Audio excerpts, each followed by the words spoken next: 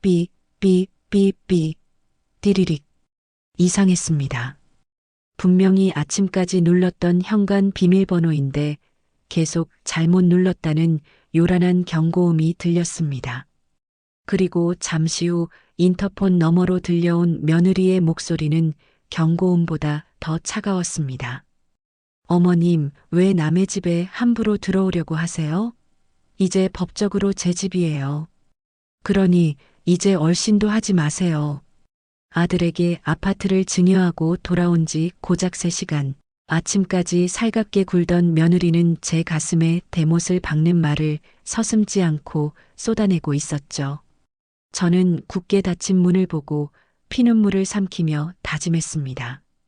내 집을 뺏어간 대가가 얼마나 무서운 것인지 뼈저리게 후회하도록 만들어주겠다고. 안녕하세요. 저는 올해로 69이 된 김순이라고 합니다. 가장 믿었던 가족에게 등 뒤를 찔리는 일 드라마에서나 나오는 막장 이야기인 줄만 알았습니다. 그런데 세상에나 그 기막힌 일이 바로 제 일이 될 줄은 꿈에도 몰랐습니다. 평생 허리띠 졸라매며 성실하게 살아온 저에게 닥친 이 억울하고도 분통 터지는 사연, 잠시 들어봐 주시겠어요? 그날 아침 저는 법무사 사무실에서 떨리는 손으로 등기 서류에 인감도장을 꾹 눌러 찍고 나왔습니다. 30년이 넘도록 비가 오나 눈이 오나 저를 지켜주던 소중한 아파트를 아들 현수 이름으로 넘겨주고 오는 길이었거든요. 도장을 찍는 순간 가슴 한구석이 뻥 뚫린 듯 허전했지만 그래도 내 배 아파 낳은 하나뿐인 자식에게 주는 것이니 괜찮다고 스스로를 다독였습니다. 법무사 사무실을 나온 저는 곧장 동네 마트로 발걸음을 옮겼습니다.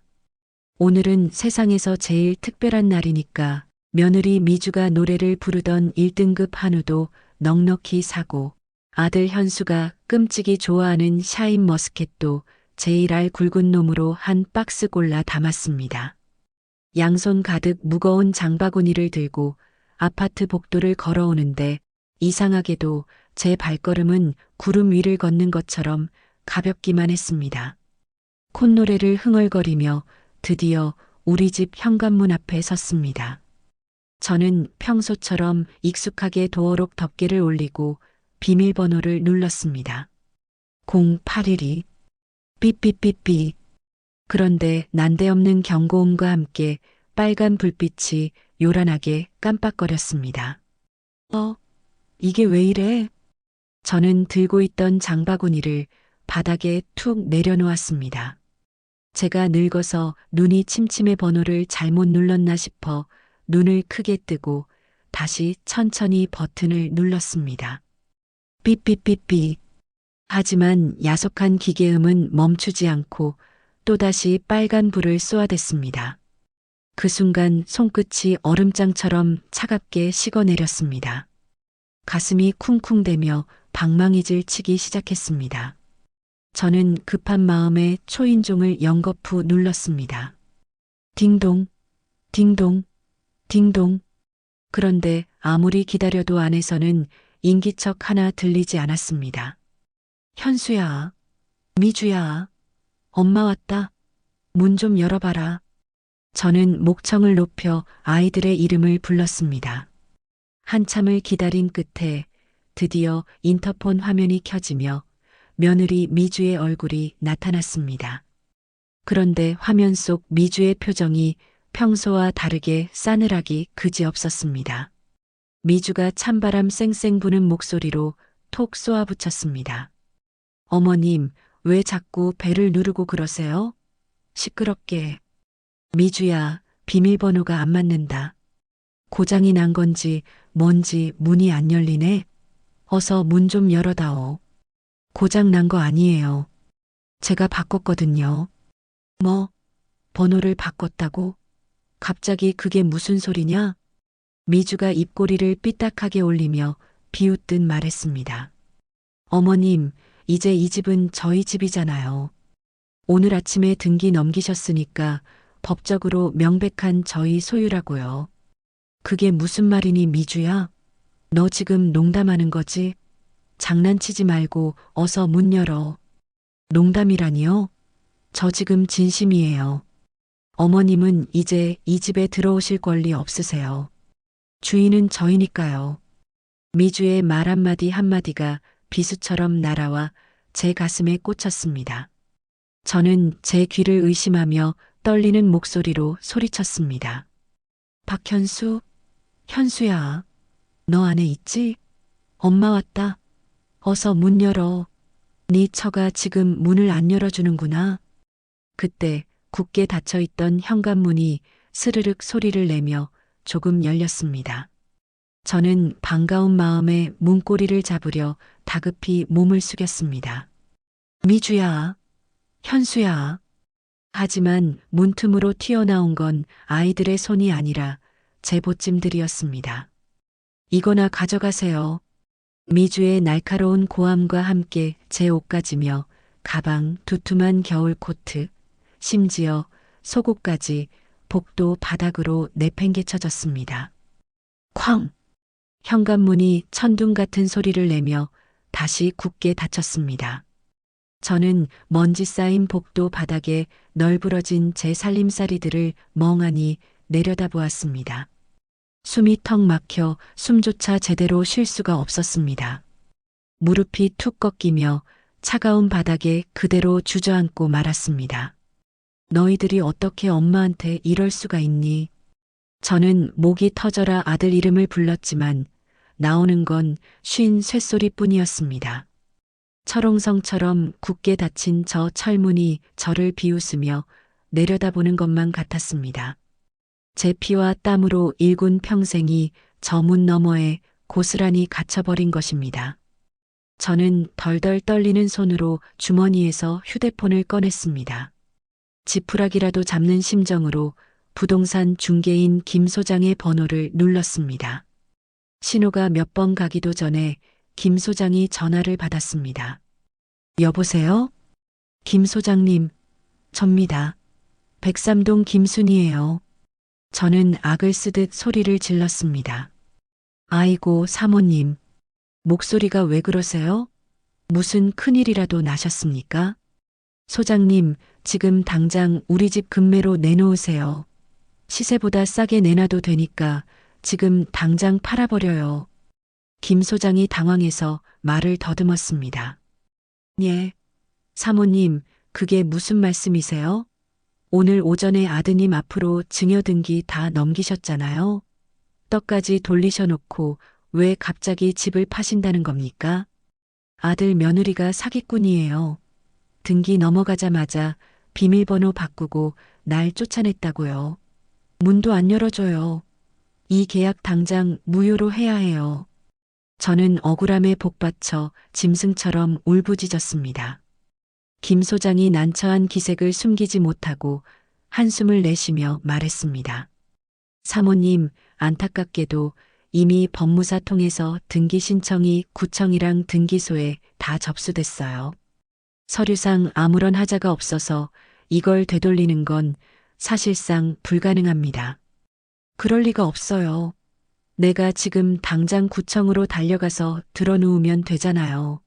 법원에 가서 고소라도 할 거예요. 현실적으로 어렵습니다, 사모님. 사모님이 직접 인감도장 찍으셨고 증여하겠다고 의사 밝히신 거 녹취도 다 되어 있잖아요. 법적으로는 아무 문제가 없어요. 김 소장의 냉정한 말에 저는 온몸의 피가 다 빠져나가는 것 같았습니다. 툭 하고 휴대폰을 떨어뜨렸습니다. 저는 복도 차가운 바닥에 쭈그리고 앉아 굳게 닫힌 문을 멍하니 바라보았습니다. 1시간이나 지났을까요? 아니면 2시간? 옆집 문이 열리며 이웃이 나오는 소리가 들렸습니다. 저는 화들짝 놀라 황급히 바닥에 널린 옷가지들을 주워 담았습니다. 누가 볼세라 쫓기듯 캐리어를 끌고 도망치듯 아파트 복도를 빠져나와야 했죠. 밤 10시가 훌쩍 넘어서야 저는 동네 찜질방 문을 힘겹게 열고 들어갔습니다. 꼬깃꼬깃한 쌈짓돈으로 입장료를 내고 찜질복으로 갈아입었습니다. 사람들의 눈을 피해 찜질방 구석진 자리에 몸을 뉘었습니다. 천장을 올려다보는데 눈앞이 뿌옇게 흐려졌습니다. 잠이 올 리가 만무했지요. 심장이 터질 것처럼 쿵쾅거려 숨쉬기조차 힘들었습니다.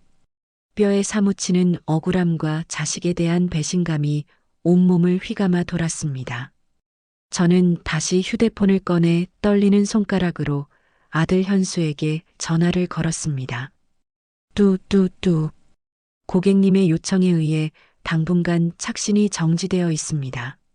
무심한 기계음만 제 귓가를 때렸습니다. 현수가 제 번호를 차단해버린 것입니다. 저는 휴대폰을 가슴에 품고 질끈 눈을 감았습니다.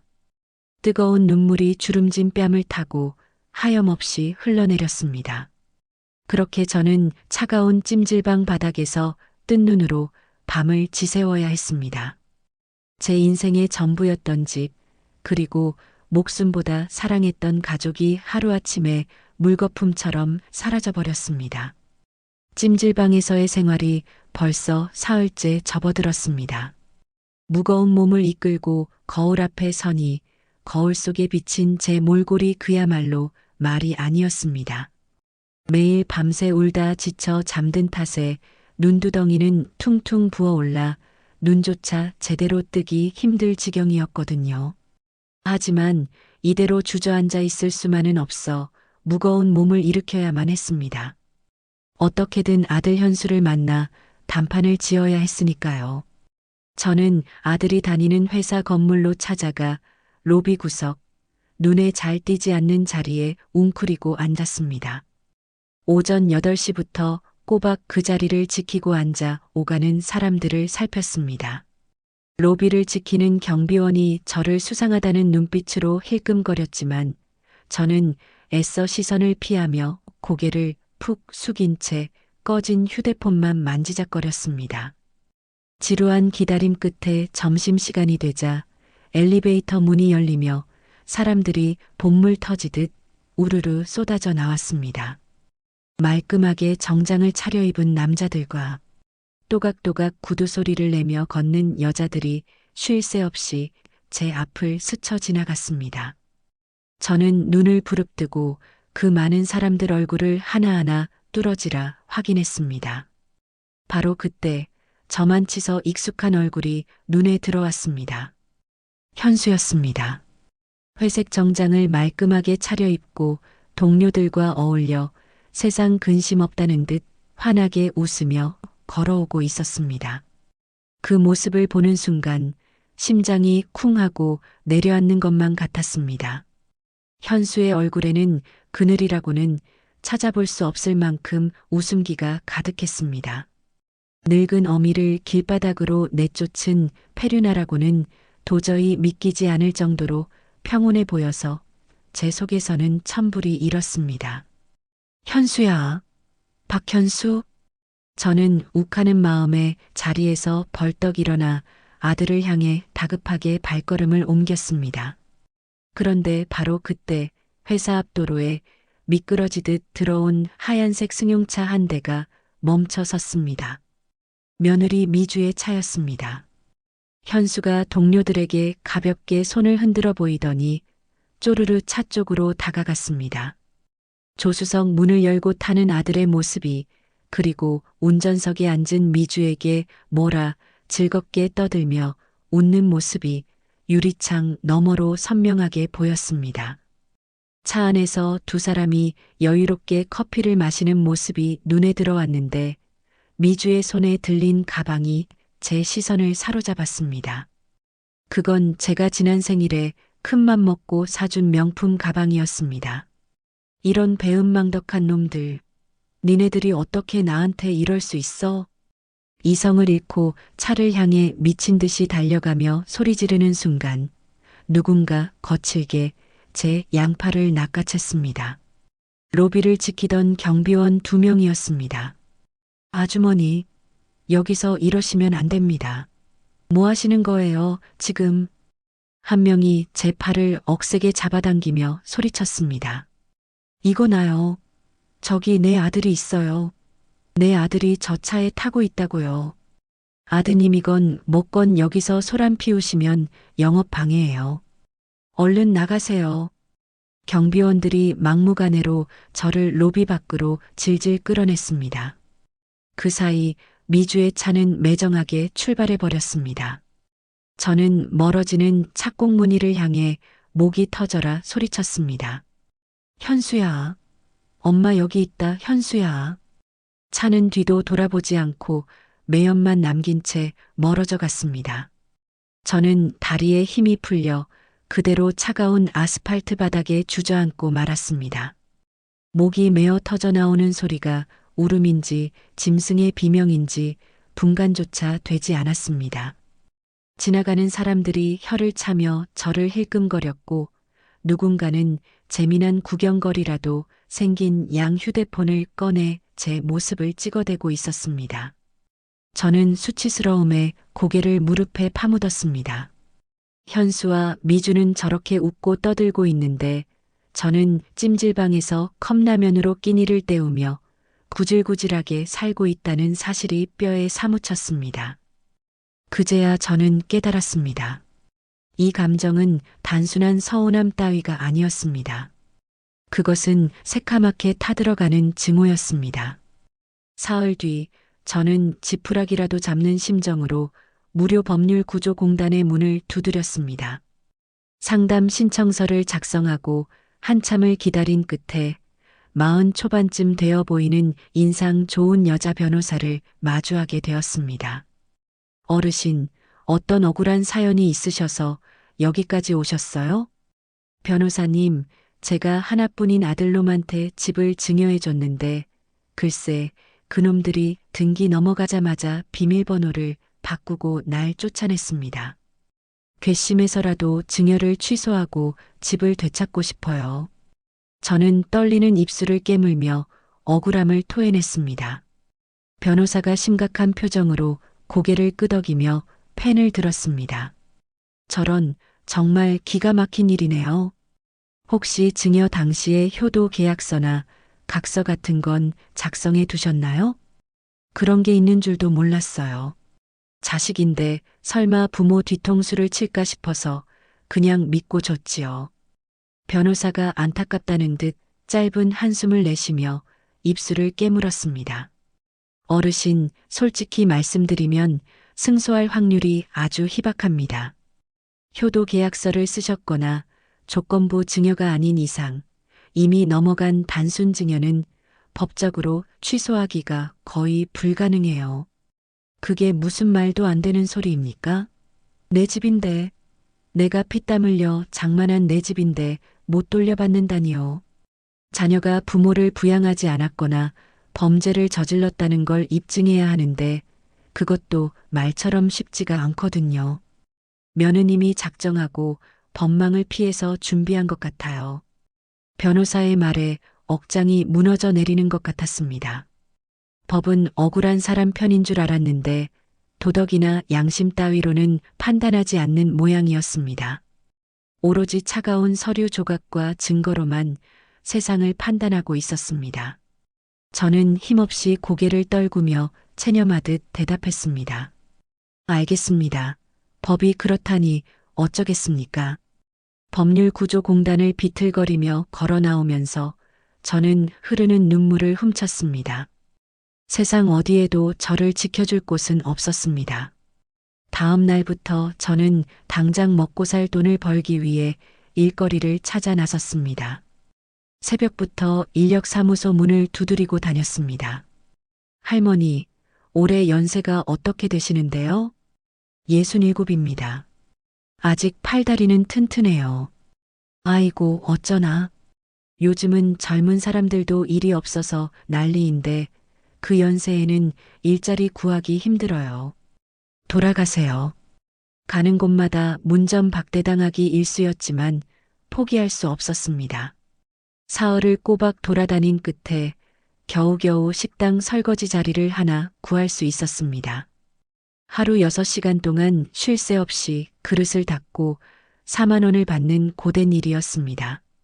저는 식당 주방 구석, 냄새나는 개수대 앞에 섰습니다. 시리도록 차가운 물에 거친 손을 담그고 손님들이 남긴 음식 찌꺼기와 기름때가 덕지덕지 묻은 그릇들을 닦아내기 시작했습니다. 고무 장갑 속 손가락이 퉁퉁 붓고 허리가 끊어질 듯 아파왔습니다.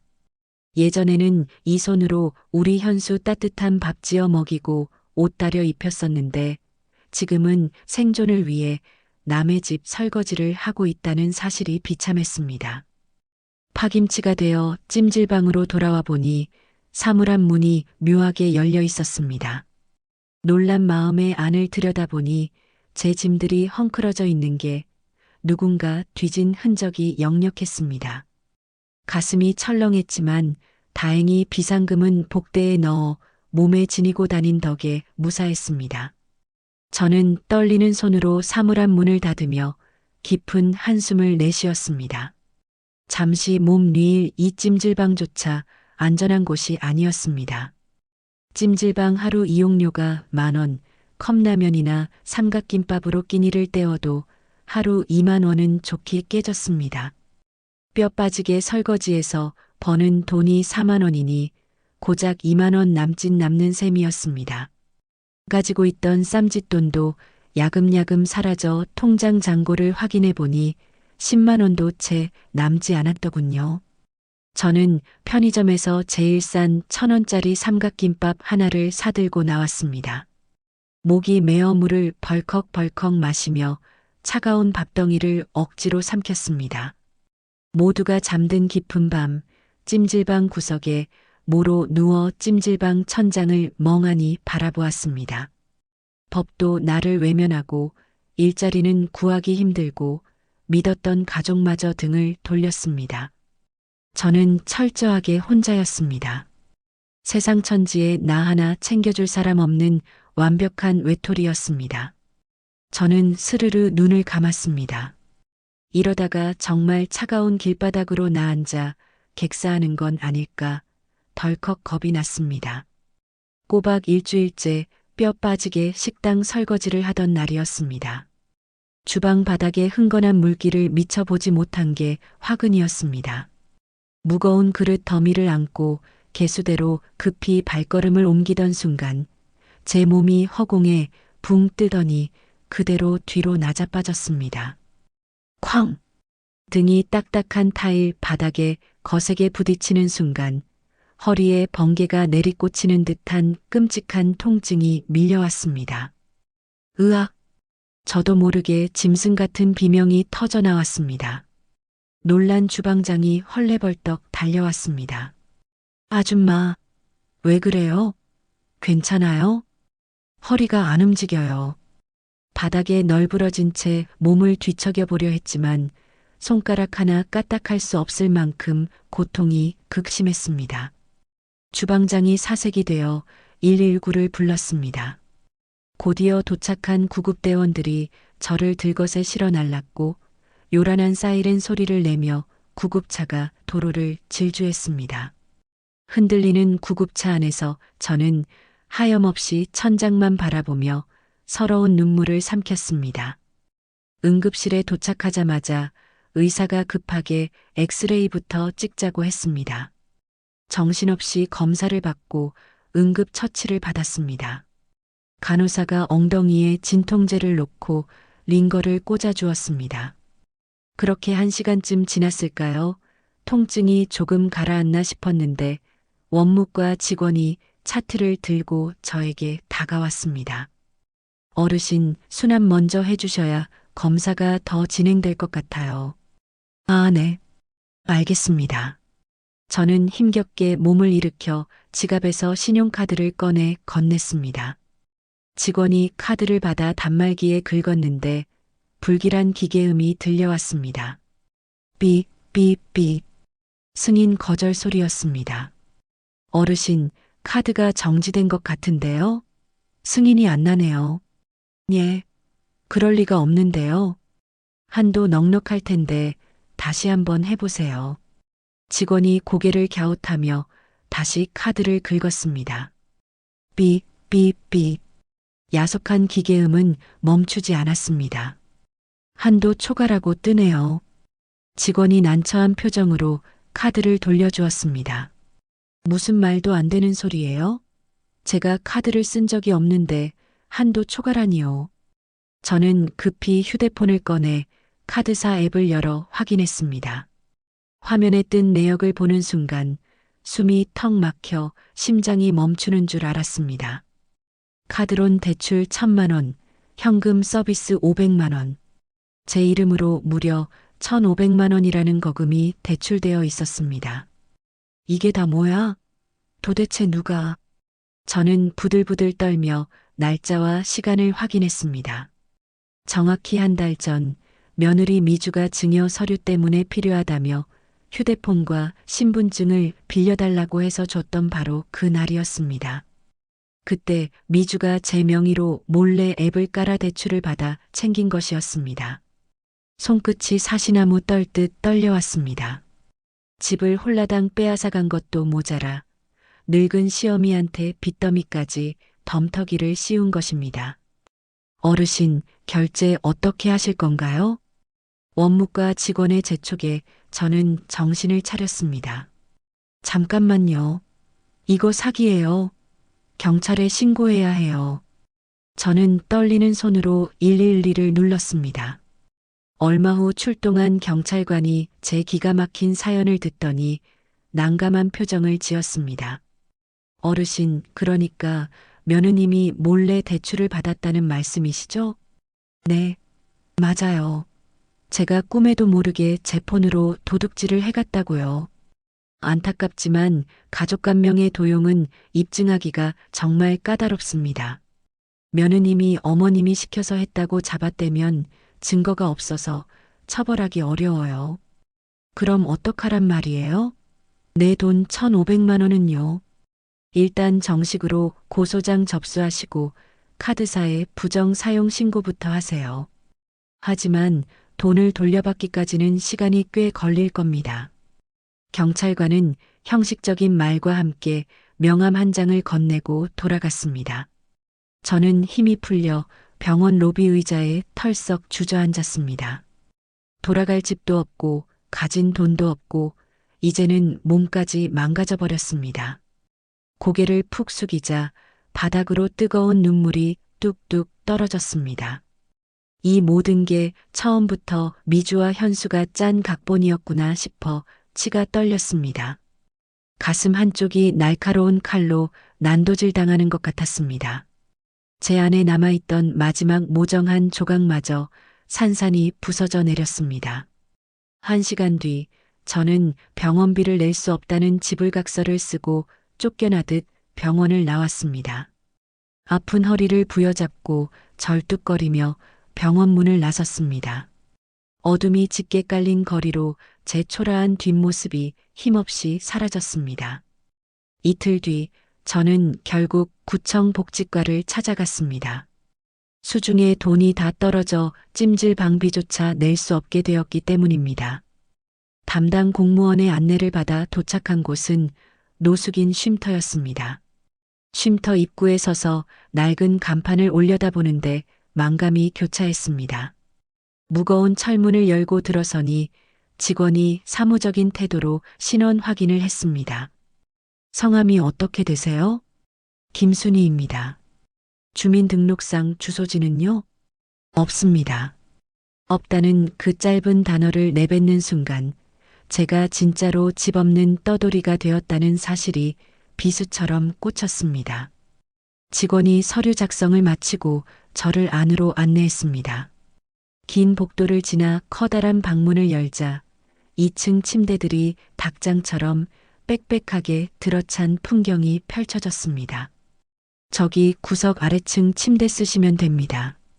직원이 손가락으로 가리킨 곳은 볕도 들지 않는 어두침침한 구석자리였습니다. 저는 짐을 내려놓고 좁은 침대에 걸터 앉았습니다. 코를 찌르는 퀴퀴한 땀 냄새와 곰팡 내에 머리가 지끈거렸습니다. 옆 침대에서는 누군가 끙끙거리며 앓는 소리를 내고 있었습니다. 저는 몸을 잔뜩 웅크리고 벽만 멍하니 바라보았습니다. 아줌마, 여기 처음 왔어? 옆자리 할머니가 말을 걸어왔지만 저는 대답조차 하기 싫어 입을 굳게 다물었습니다. 처음엔 다 그래. 적응하면 살만해. 삼시 세끼밥 주고 등 따숩게 재워주는데 이만한 데가 어디 있어. 할머니는 제 속도 모르고 주절주절 자기 신세 한탄을 늘어놓았습니다. 저는 귀를 틀어막고 싶었습니다. 내가 왜 이런 곳에 있어야 하는지 현실을 부정하고만 싶었습니다. 밤이 깊었지만 쉼터 안은 돛대기 시장처럼 시끄러웠습니다. 술 냄새를 풀풀 풍기며 고래고래 소리를 지르는 사람, 주먹 다짐을 하는 사람들 소리에 잠을 이룰 수가 없었습니다. 저는 낡은 이불을 머리 끝까지 뒤집어 썼습니다. 여기는 제가 있을 곳이 아니라는 생각에 숨이 막혀왔습니다. 새벽녘에 겨우 일어나 화장실 거울 앞에 섰는데 거울 속에 비친 여자는 영락없는 노숙자였습니다. 머리는 산발이고 옷은 며칠째 갈아입지 못해 꼬질꼬질했습니다. 말끔한 집에서 살던 단정하고 깔끔했던 김순이는 온데간데 없었습니다. 저는 비참한 제 꼴을 더 이상 볼 수 없어 고개를 돌려버렸습니다. 날이 밝고 배식 시간이 되었습니다. 살기 위해 줄을 섰습니다.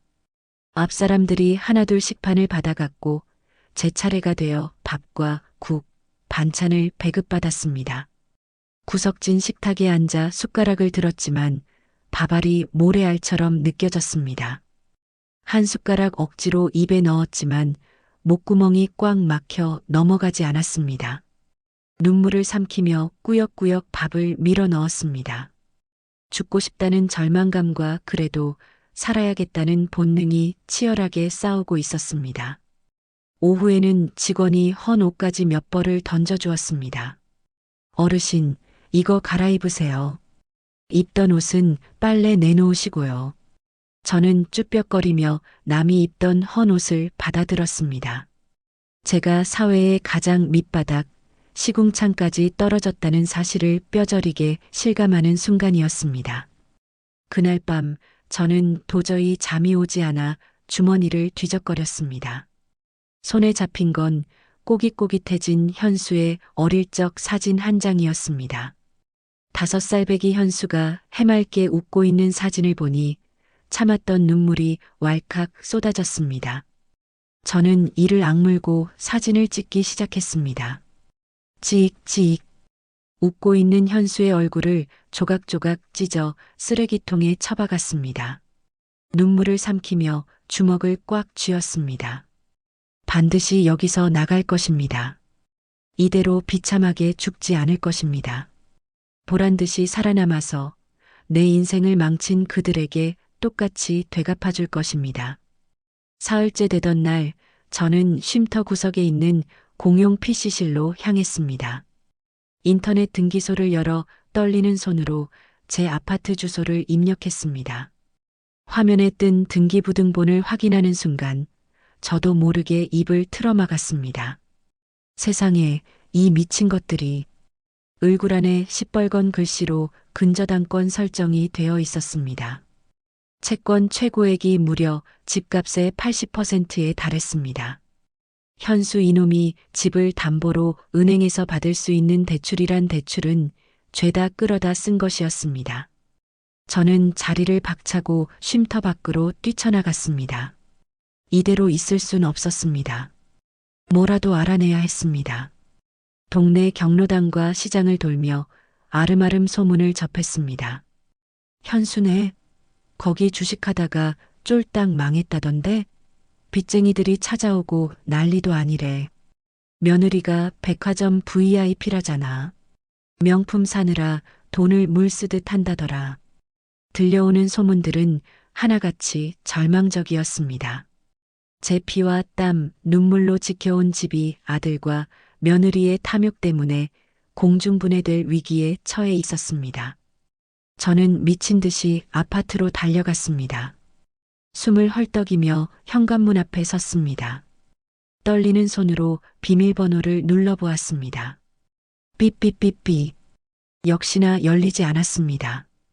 경비실로 달려가 창문을 두드렸습니다. 아저씨, 저 103동 407호 김순이에요. 저희 집 문 좀 따주시면 안 돼요? 아이고 어르신, 죄송하지만 안 됩니다. 407호 입주민께서 어르신 절대 들여보내지 말라고 신신당부하셨어요. 저희도 입장이 곤란합니다. 경비원이 난처해하며 고개를 저었습니다. 저는 힘없이 돌아서서 아파트 단지 내 벤치에 주저앉았습니다. 까마득하게 높은 407호 창문을 올려다보았습니다. 거실에는 환하게 불이 켜져 있었습니다. 저는 주먹을 부르짖었습니다. 손톱이 살을 파고들었습니다. 저는 옷소매로 눈물을 거칠게 닦아내고 자리에서 벌떡 일어섰습니다. 내 집이 남의 손에 넘어가기 전에 제가 먼저 그들의 숨통을 조여야 했습니다. 쉼터에 들어온 지 일주일쯤 지났을 무렵입니다. 저는 지푸라기라도 잡는 심정으로 구청 노년지원센터를 찾았습니다. 나라에서 뭐라도 도움을 받을 수 있지 않을까 하는 막연한 기대 때문이었습니다. 대기실 의자에 앉아 멍하니 순번을 기다리는데 주변에는 저처럼 삶에 찌든 표정을 한 노인들이 가득했습니다. 저는 바닥만 응시하며 깊은 한숨을 내쉬었습니다. 그때 누군가 제 앞에 멈춰 섰습니다. 어르신, 이거 좀 드세요. 제 앞에 따뜻한 온기가 느껴지는 캔 커피 하나가 놓였습니다. 고개를 들어보니 40 중반쯤 되어 보이는 인상 좋은 여자가 저를 향해 환하게 웃고 있었습니다. 안녕하세요. 저는 상담사 장혜진이라고 합니다. 어르신 상담 기록을 쭉 훑어봤는데 제가 도와드릴 방법이 있을 것 같아서요. 예진 씨가 자연스럽게 제 옆자리에 앉았습니다. 저는 쭈뼛거리며 캔 커피를 받아들었습니다. 저 같은 늙은이가 무슨 도움을 받겠어요. 이미 다 끝난 인생인데. 어르신, 아직 포기하신 거 아니잖아요. 눈빛이 이렇게 살아있으신데요. 예진 씨가 제 눈을 똑바로 응시하며 단호하게 말했습니다. 저는 쑥스러운 마음에 고개를 획 돌려버렸습니다. 눈빛이 살아있으면 뭐합니까? 집도 절도 없고 돈 한 푼 없는데. 그래서 제가 도와드리려는 거예요. 단순히 쌀 몇 톨 지원해 드리는 게 아니라 어르신이 두 발로 다시 일어서실 수 있게요. 예진 씨가 가방에서 수첩을 꺼내 펼쳤습니다. 저는 의심 가득한 눈초리로 그녀를 쏘아봤습니다. 생판 남인 나를 왜 도와준다는 거예요? 꿍꿍이가 있는 거 아니에요? 제 일이 이거니까요. 그리고 저는 어르신이 다시 일어설 수 있다고 믿어요. 어르신의 그 억울함, 제가 풀어드리고 싶거든요. 예진 씨가 진심을 담아 환하게 웃어 보였습니다. 그 따뜻한 미소에 굳게 닫혔던 제 마음의 빗장이 조금씩 풀리기 시작했습니다. 예진 씨가 차분하게 말을 이었습니다. 우선 무료 법률 자문부터 연결해 드릴게요. 그리고 당장 숙식 해결할 수 있는 안정적인 일자리도 알아볼 거고요. 정말요? 정말 그게 가능합니까? 네, 그럼요. 제가 담당했던 다른 어르신 중에도 비슷한 상황에서 제기하신 분들 많으세요. 예진 씨가 휴대폰을 꺼내 사진 몇 장을 보여주었습니다. 작은 반찬 가게를 운영하며 활짝 웃고 있는 할머니, 요양보호사 유니폼을 입고 엄지손가락을 치켜세운 할아버지의 사진이었습니다. 이분들도 처음엔 어르신처럼 쉼터 생활하셨어요. 하지만 지금은 다들 보란 듯이 자립하셨죠. 사진 속 사람들의 당당한 모습을 보니 가슴 한구석에서 뜨거운 무언가가 울컥 치솟았습니다. 저도 할 수 있을까요? 충분히 하실 수 있어요. 예진 씨가 제 거친 손을 덥석 잡았습니다. 따뜻했습니다. 정말 오랜만에 느껴보는 사람의 온기였습니다. 사흘 뒤 예진 씨에게서 전화가 걸려왔습니다. 어르신, 제가 고시원 방 하나 구했어요. 보증금 없이 월세만 내면 되는 곳이에요. 정말요? 정말 고맙습니다, 선생님. 네, 내일 짐 챙겨서 나오세요. 제가 모시러 갈게요. 다음 날 예진 씨와 함께 찾아간 고시원은 비록 한 사람이 겨우 누울 만한 작은 방이었지만 온전히 저만의 공간이었습니다. 삐걱거리는 침대와 낡은 책상, 그리고 작은 옷장이 전부였지만 제게는 궁궐처럼 느껴졌습니다. 여기서 다시 시작하시는 거예요. 예진 씨가 방문을 활짝 열어주었습니다. 드디어 지긋지긋한 쉼터를 벗어나 누구의 눈치도 보지 않아도 되는 최소한의 사생활이 생긴 것입니다. 왈칵 눈물이 쏟아졌습니다. 고맙습니다. 정말 고맙습니다. 어르신, 소송도 중요하지만 경제적으로 자립하는 게 우선이에요. 힘을 키우는 게 가장 빠르고 확실한 복수니까요. 예진 씨가 제 어깨를 감싸며 진지하게 말했습니다. 저는 예진 씨의 손을 꼭 부여잡고 다짐했습니다. 반드시 성공해서 이 은혜 갚겠습니다. 약속하신 거예요? 예진 씨가 눈시울을 붉히며 웃었습니다. 칠흑 같은 어둠 속에서 만난 유일한 빗줄기 같은 사람이었습니다. 일주일 뒤 예진 씨에게서 또다시 다급한 전화가 걸려왔습니다. 어르신, 제가 엄청난 걸 찾아냈어요. 뭔데요? 무슨 일 있어요? 돌아가신 남편분이 들어두셨던 생명보험이 있더라고요. 만기가 한참 지났는데 어르신이 모르고 안 찾아가신 돈이 있어요. 생명보험이요? 저는 제 귀를 의심했습니다. 죽은 남편이 그런 보험을 들어놨었는지 까맣게 잊고 살았습니다. 예진 씨가 알려준 보험사에 떨리는 마음으로 전화를 걸어 확인해 보니 세상에나 정말이었습니다. 2천만 원. 남편이 저를 위해 남겨둔 마지막 선물이었습니다. 아주 큰 돈은 아니었지만 밑바닥에서 다시 시작할 수 있는 소중한 종잣돈이었습니다. 입금된 통장을 바라보며 가슴이 벅차올라 숨을 쉴 수가 없었습니다. 예진 씨, 정말 고마워요. 정말. 잘 쓰셔야 해요. 절대로 허투루 쓰지 마시고요. 예진 씨가 신신당부했습니다. 저는 눈물을 훔치며 고개를 끄덕였습니다. 이 돈을 어떻게 써야 할지 밤새 고민했습니다. 며칠 뒤 예진 씨가 조심스럽게 한 가지 제안을 했습니다. 어르신, 지역 문화센터에서 하는 부동산 경매 기초 강의가 있는데 한번 들어보시는 거 어때요? 부동산 경매요? 그런 건 돈 많은 사람들이나 하는 거 아닌가요? 아니에요. 소액으로도 충분히 시작할 수 있어요. 게다가 어르신 집도 나중에 경매로 넘어갈 확률이 높은데 배워두면 어르신이 직접 입찰해서 되찾을 수도 있잖아요. 집을 되찾을 수 있다는 말에 제 눈이 번쩍 뜨였습니다. 당장 신청하겠습니다.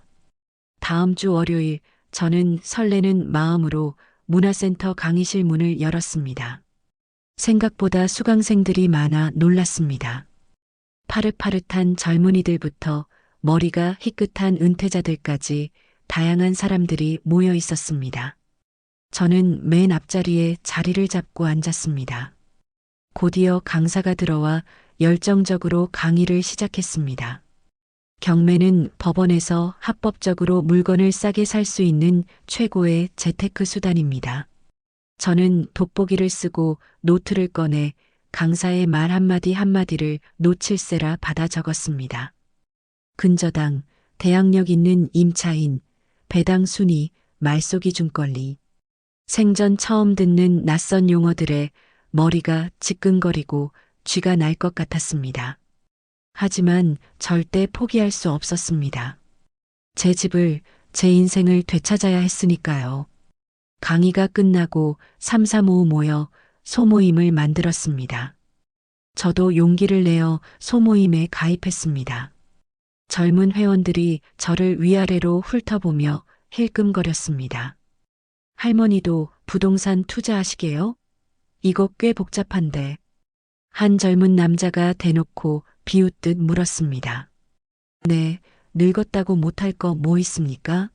배우려고 왔어요. 저는 기죽지 않고 당당하게 대답했습니다. 주말마다 회원들과 함께 현장 임장을 다녔습니다. 경매 물건이 나온 낡은 빌라나 상가를 직접 찾아가 눈으로 확인하는 일이었습니다. 저는 20년 넘게 깐깐하게 집안 살림을 꾸려온 주부의 노하우를 10분 발휘했습니다. 여기 보세요. 외벽에 실금 간 거 보이시죠? 저쪽 창틀에는 누수 흔적도 있네요. 그리고 이 동네는 저녁 되면 유동 인구가 확 줄어서 상권으로는 별로예요. 젊은 사람들이 미처 보지 못한 부분까지 꼼꼼하게 집어냈습니다. 와, 김 여사님 눈썰미가 장난 아니시네요. 소름 돋았어요. 소모임 리더가 혀를 내두르며 감탄했습니다. 저를 무시하던 젊은 회원들도 점차 저를 김 여사님이라 부르며 인정하기 시작했습니다. 낮에는 식당 주방에서 땀 흘리며 일하고 밤에는 돋보기를 쓰고 깨알 같은 경매책과 판례집을 파고들었습니다. 하루에 고작 4시간 쪽잠을 자며 버텼습니다. 부동산은 단순히 돈놀이가 아니었습니다. 세상을 읽고 사람의 심리까지 꿰뚫어 봐야 하는 그야말로 총성 없는 전쟁터였습니다. 그렇게 치열하게 2년이 흘렀습니다. 저는 소모임 리더의 추천으로 소액 지분 경매에 과감하게 뛰어들었습니다. 처음엔 작은 상가 화장실 지분 같은 자투리 땅을 샀습니다. 그리고 협상을 통해 비싸게 되팔고 수익금을 모아 또 다른 물건을 샀습니다. 어느덧 저도 모르게 눈덩이처럼 자산이 불어나기 시작했습니다. 저는 더 이상 찜질방을 전전하던 남루한 노파가 아니었습니다. 말끔한 정장을 차려입고 누구보다 예리한 눈빛을 가진 노련한 투자자가 되어 있었습니다. 사람들은 이제 저를 독한 김 여사라고 불렀습니다. 어느 날 저는 부동산 중개소 거리를 걷고 있었습니다. 새로 나온 급매물 정보를 확인하러 가는 길이었습니다. 그런데 저만 치서 너무나 익숙한 얼굴이 보였습니다. 김 소장이었습니다. 2년 전 제 집을 중개하고 저에게 등기 넘어갔으니 포기하라고 했던 바로 그 사람이었습니다. 김 소장은 저를 전혀 알아보지 못하는 눈치였습니다. 김 소장님, 오랜만이네요. 제가 먼저 걸음을 멈추고 인사를 건넸습니다. 김 소장이 깜짝 놀라 돌아보았습니다. 네, 누구시더라? 저 몰라보시겠어요? 백삼동 김순이에요. 그제야 저를 알아본 김 소장의 얼굴이 백지장처럼 하얗게 질렸습니다. 김순이 여사님, 어떻게... 그가 귀신이라도 본 듯 뒷걸음질 쳤습니다. 저는 여유롭게 미소 지으며 그를 바라보았습니다. 요즘 이 동네 시세가 어떤가요? 괜찮은 급매물 있으면 좀 알려주세요. 현금은 준비되어 있으니까. 네, 알겠습니다. 당연하죠. 김 소장이 당황해서 말을 더듬으며 허둥지둥했습니다. 그나저나 우리 아들 현순애는 잘 지내나요? 아이고, 말도 마세요. 조만간 경매 넘어간다는 소문이 파다해요. 김 소장이 묻지도 않은 말까지 줄줄이 털어놨습니다. 저는 가방에서 고급스러운 명함 지갑을 꺼내 명함 한 장을 그에게 건넸습니다. 앞으로 그 아파트 관련해서 소식 있으면 제일 먼저 저한테 연락하세요. 수수료는 섭섭지 않게 챙겨드릴 테니까. 네, 알겠습니다. 명심하겠습니다, 사모님. 김 소장이 허리를 90도로 굽히며 깍듯하게 존댓말을 썼습니다. 저는 비굴하게 조아리는 그의 정수리를 내려다보며 싸늘하게 미소 지었습니다. 힘의 관계가 완전히 뒤바뀌었습니다. 저는 더 이상 울며불며 매달리는 힘없는 피해자가 아니었습니다. 그들의 운명을 손바닥 위에 올려놓고 쥐락펴락할 수 있는 힘 있는 포식자가 되었습니다. 그로부터 석 달쯤 지났을 무렵이었습니다. 휴대폰 진동이 짧게 울렸습니다. 재개발 조합에서 보낸 문자 메시지였습니다. 조합원님, 재개발 보상금 입금 완료되었습니다. 저는 떨리는 손가락으로 은행 앱을 열었습니다. 통장 잔액을 확인하는 순간 저도 모르게 입이 떡 벌어졌습니다. 1억 2천만 원. 제가 1년 전 경매로 헐값에 낙찰받았던 다 쓰러져 가던 빌라가 운 좋게 재개발 구역에 포함되면서 생각지도 못한 큰 보상을 받게 된 것입니다. 제 예상을 훨씬 뛰어넘는 큰 돈이었습니다. 저는 휴대폰을 가슴에 꼭 껴안았습니다. 심장이 쿵쾅쿵쾅 뛰다 못해 터져버린 것만 같았습니다. 저는 그 길로 택시를 타고 백화점으로 향했습니다. 제일 비싸고 화려해 보이는 여성복 매장 안으로 성큼성큼 들어갔습니다. 점원이 살가운 미소를 띠며 다가왔습니다. 어서 오세요, 고객님. 어떤 스타일 찾으세요? 여기서 제일 좋은 코트 좀 보여줘요. 돈은 상관없으니까. 점원이 눈을 반짝이며 윤기가 흐르는 최고급 캐시미어 코트를 꺼내왔습니다. 고객님 안목이 정말 좋으시네요. 이건 180만 원짜리 신상품이에요. 어디 한번 입어나 봅시다. 저는 코트를 어깨에 척 걸쳤습니다.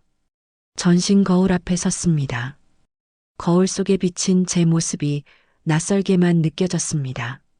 식당 설거지통 앞에서 고무장갑 끼고 쭈그리고 앉아있던 초라한 노파는 온데간데 없었습니다. 세월의 모진 풍파를 온몸으로 이겨낸 기품 있고 우아한 중년 여성이 그곳에 서 있었습니다. 좋네. 이걸로 하죠.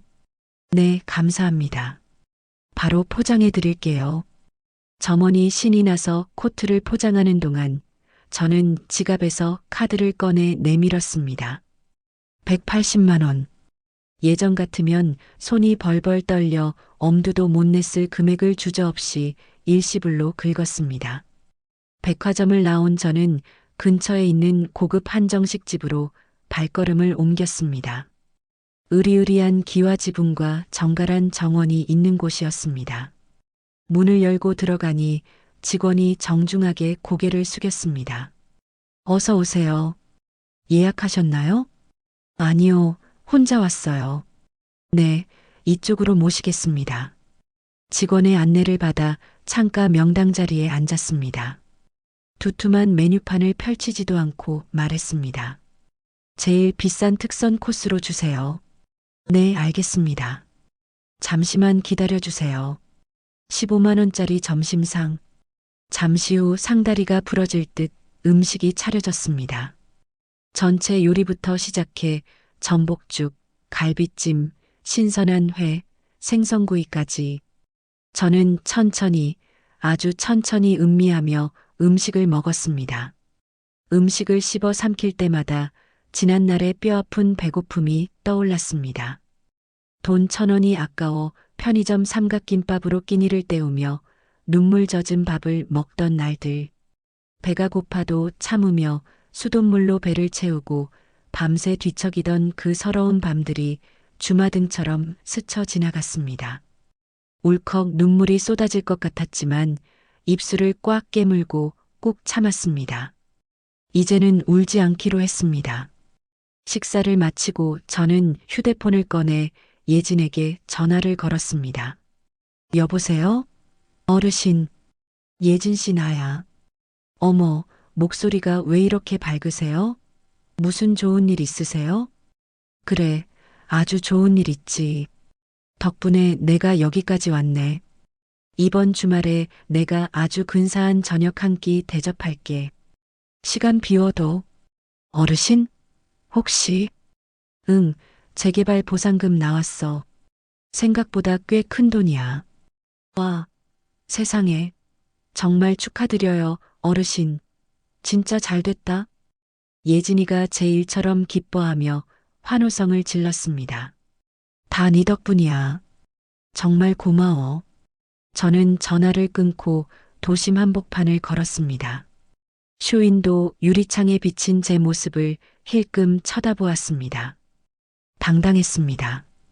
어깨는 활짝 펴져 있었고 걸음걸이에는 힘이 넘쳤습니다.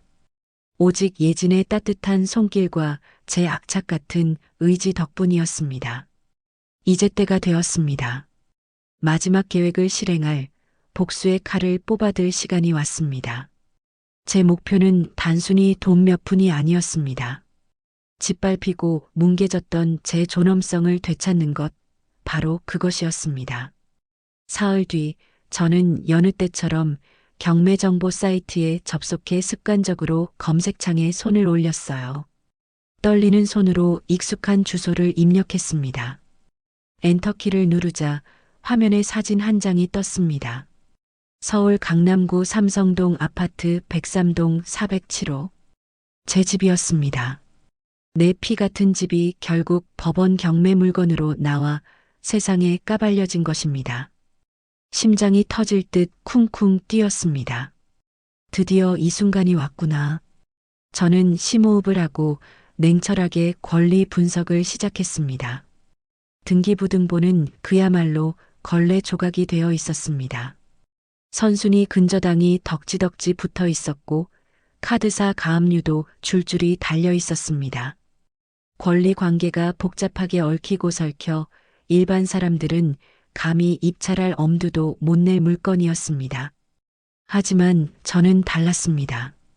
그 집의 숟가락 개수까지 훤히 꿰뚫고 있는 유일한 사람이었습니다. 가장 강력하고 치명적인 이해관계자, 바로 저 김순이었습니다. 저는 현장 조사를 핑계 삼아 아파트로 향했습니다. 익숙한 단지 입구를 지나 407호 현관 앞에 섰습니다. 우편함은 터질 듯 꽉 차 있었죠. 전부 독촉장이었습니다. 저는 빨간 딱지가 붙은 우편물들을 한 장 한 장 확인하며 싸늘하게 웃었습니다. 그때 현관문 안쪽에서 고성이 들려왔습니다. 야, 이게 다 너 때문이잖아. 네가 주식 대박 난다고 꼬드겨서 대출받은 거잖아. 미주의 날카로운 목소리였습니다. 내가 언제 꼬드겼어? 네가 명품 산다고 카드 긁어댄 건 생각 안 나냐? 백화점 VIP가 다 얼어 죽었냐? 현수의 목소리도 지지 않고 맞받아쳤습니다. 뭐, 지금 나한테 덮어 씌우는 거야? 네가 가장으로서 돈 관리를 똑바로 했어야지. 너 말 다 했어? 이 여편네가 진짜. 두 사람은 서로 잡아먹을 듯 싸우고 있었습니다. 서로를 비난하고 저주하는 소리가 얇은 현관문을 뚫고 복도까지 생생하게 새어나왔습니다. 저는 당장이라도 인터폰을 누르고 꼴 좋다 라고 소리치고 싶었습니다. 하지만 꾹 참았습니다. 대신 입가에 차가운 비웃음을 머금고 미련 없이 발길을 돌렸습니다. 이제 저는 자식 걱정에 밤잠 설치는 어머니가 아니었습니다. 먹잇감을 노리는 냉철한 사냥꾼이자 입찰자였습니다. 그 집을 내 손으로 다시 찾아올 그날만 기다리면 됐습니다. 경매 기일이 2주 앞으로 성큼 다가왔습니다. 저는 영혼까지 끌어모아 가용할 수 있는 모든 현금을 계산했습니다. 재개발 보상금, 그동안 피땀 흘려 모은 투자 수익금, 통장 잔고까지 탈탈 털었습니다. 최저 입찰가가 3억 5천만 원. 제가 지금 당장 동원할 수 있는 자금은 3억 7천만 원. 간신히 최저가에 맞출 수 있는 아슬아슬한 수준이었습니다. 만약 돈 많은 경쟁자가 나타나 입찰가를 높게 쓰면 질 수도 있는 상황이었습니다. 불안한 마음에 소모임 리더에게 전화를 걸었습니다. 리더님, 밤늦게 죄송해요. 조언 좀 구하고 싶어서요. 괜찮아요, 김 여사님. 무슨 급한 일 있으세요? 제 집이 경매로 나왔는데 자금이 조금 빠듯해서 걱정이네요. 추가 자금을 융통하기엔 시간이 너무 촉박하네요. 기일이 고작 2주밖에 안 남았잖아요. 리더가 난처한 목소리로 안타까워했습니다. 설상가상으로 믿었던 곳에 묶여있던 투자금 2천만 원의 회수가 지연되었다는 연락을 받았습니다. 제 자금 계획에 치명적인 구멍이 뚫린 것입니다. 포기할 순 없어. 절대로. 입술이 터지도록 깨물고 거울 속의 나를 노려보며 다짐했습니다. 다음 날 김 소장에게서 다급한 전화가 걸려왔습니다. 김 여사님, 큰일 났습니다. 소식 들으셨어요? 무슨 일인데요? 그 407호 아들 부부 말입니다. 경매 취하시키려고 아주 난리가 났어요. 백방으로 돈 빌리러 뛰어다닌답니다. 경매 취하요? 돈이 어디 있어서? 여기저기 손 벌리고 난리도 아니래요. 근데 워낙 신용이 바닥이라 잘 안 되는 모양입디다. 김 소장의 말에 저는 전화를 끊고 깊은 한숨을 내쉬었습니다. 변수가 하나둘 늘어나고 있었습니다. 완벽해 보였던 제 계획에 조금씩 금이 가고 있었습니다. 심장이 옥죄어 오는 듯한 긴장감이 저를 덮쳐왔습니다. 운명의 날인 경매가 이틀 앞으로 다가온 날, 저는 법원 주변을 서성이고 있었습니다. 입찰 당일 어디로 가야 하는지, 서류는 어느 창구에 내야 실수하지 않을지 미리 동선을 파악해 두려는 심산이었습니다. 긴장된 마음으로 법원 건물을 막 빠져나오는데 누군가와 어깨를 강하게 부딪히고 말았습니다. 아이고, 죄송합니다. 반사적으로 사과를 건네려다 저는 입을 다물고 말았습니다. 눈앞에 서 있는 사람은 다름 아닌 며느리 미주였습니다. 미주는 처음엔 저를 전혀 알아보지 못하고 지나치려 했습니다. 그러다 제 얼굴을 뚫어지라 쳐다보더니 턱이 빠질 듯 입을 떡 벌렸습니다. 어머님? 어머님 맞아요? 저는 대꾸할 가치도 없다는 듯 입을 굳게 다물었습니다. 미주가 믿을 수 없다는 표정으로 저를 머리끝부터 발끝까지 훑어내렸습니다. 어머님, 이게 다 어떻게 된 거예요? 그 옷은 또 뭐고요? 찜질방에서 주무신다면서요? 미주가 황당하다는 듯 소리를 질렀습니다. 저는 미주를 상대하기도 싫어 무시하려고 발걸음을 옮겼습니다. 그러자 미주가 다급하게 제 앞을 가로막고 팔을 벌렸습니다. 잠깐만요. 지금 경매 때문에 오신 거죠? 우리 집 빼앗으려고 여기까지 오신 거 아니냐고요. 비켜라. 더러운 손 치워라. 저는 차갑게 내뱉었습니다. 어머님, 솔직히 말해보세요. 그 돈 다 어디서 났어요? 노인네가 갑자기 무슨 수로 억대 돈을 만져요? 이거 탈세한 돈이죠? 아니면 차명 계좌라도 쓴 거예요?